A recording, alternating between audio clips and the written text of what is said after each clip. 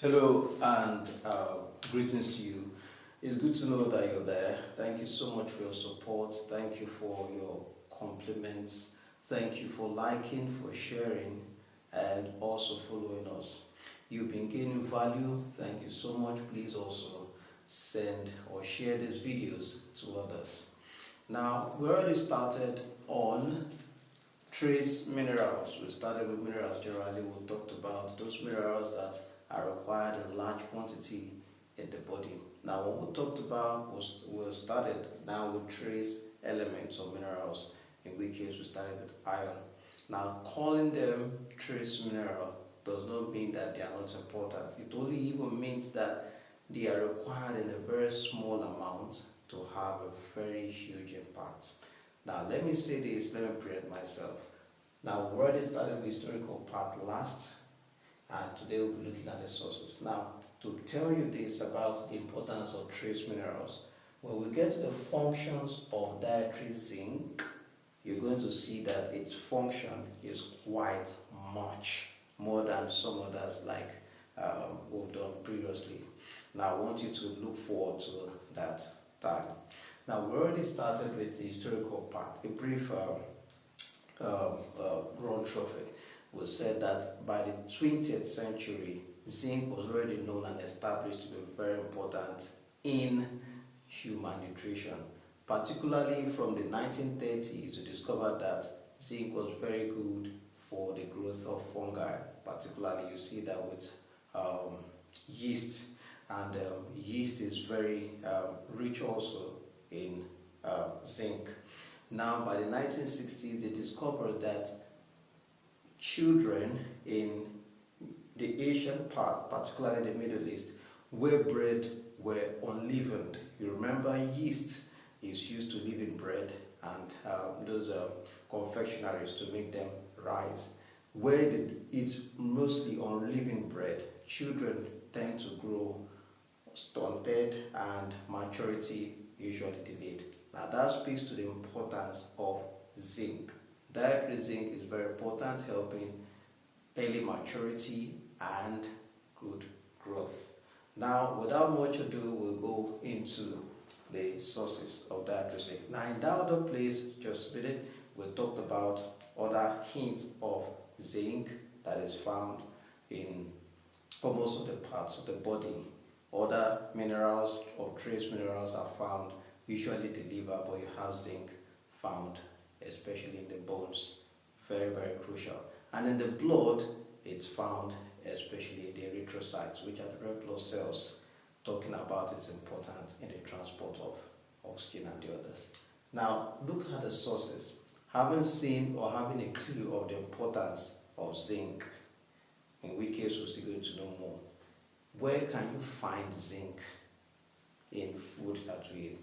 Now, just like others, most others will find zinc, dietary zinc, in both plant sources and animal sources. Now, dietary zinc is found in both the plant-based food items and the animal-based food items. However, the animal-based food items have more bioavailable zinc than the plant sources. Why?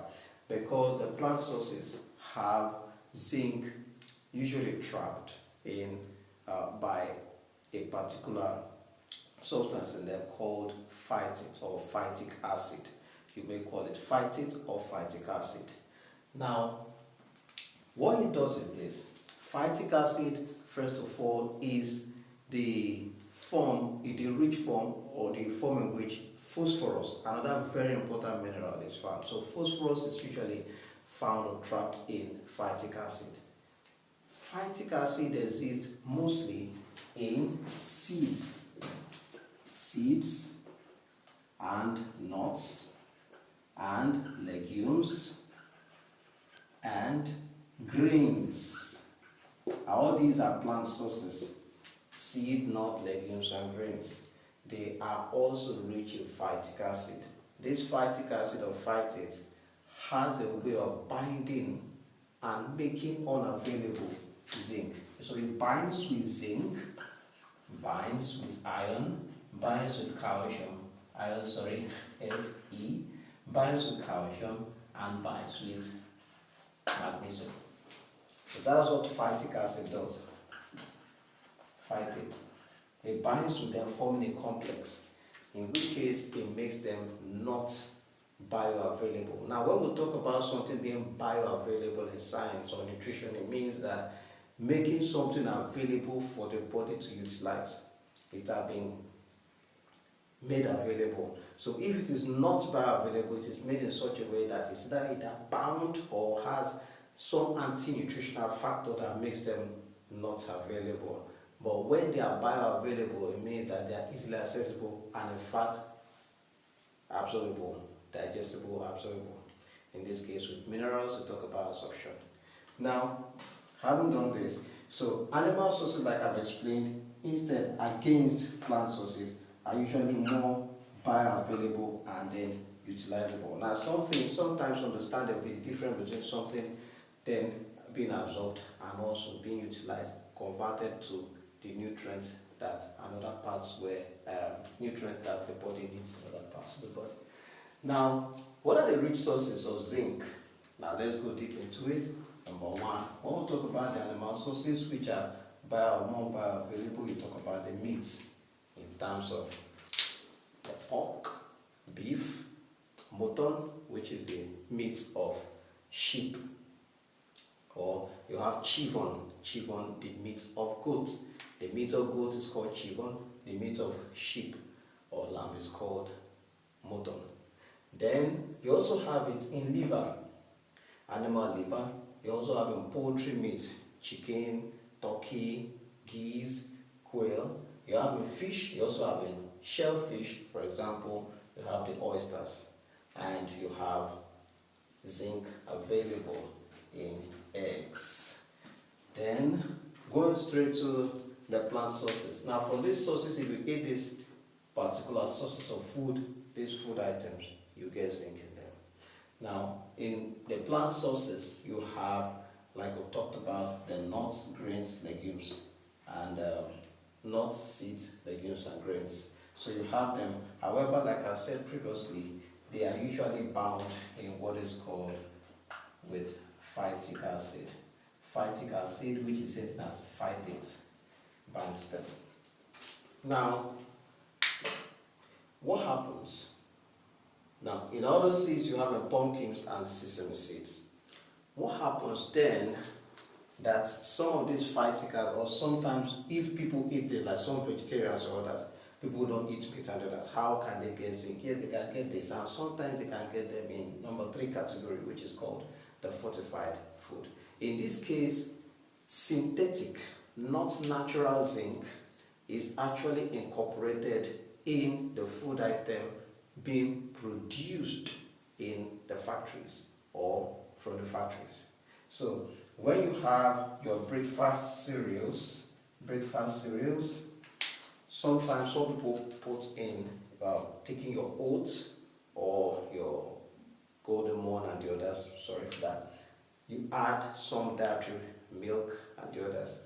Those dietary milk, you have them, some of them fortified with minerals. Some of the minerals, yes, you have them. You take the nutritional facts of some of your food that you eat, the cans or those ones. You look at them, you see the incorporated with vitamins and minerals. Now you can have zinc incorporated in them. So what is now locked up in phytic acid sometimes you can get the synthetic one.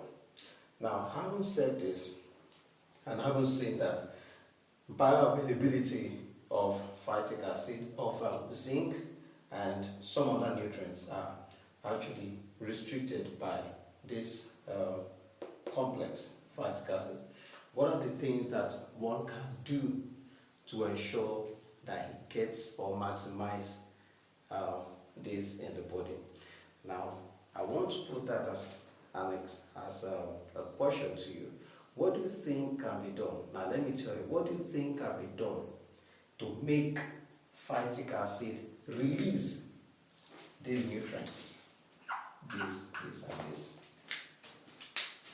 Because biochemically, they're actually bound by bonds. So what can make them available? Now let me give you a clue. One of them is cooking. So when you cook them, you cook your nuts, your legumes, and this, it breaks the bonds. So the heat breaks the bonds. So making some of these things available. So want to give me two other means by which we'll have the phytic acid bond binding to zinc, making them unavailable. What can you do to make them available? Now that is, let's call it an assignment. Let's see the next class. Thank you so much for staying tuned, and if you've enjoyed and you gained value, please share, like, subscribe.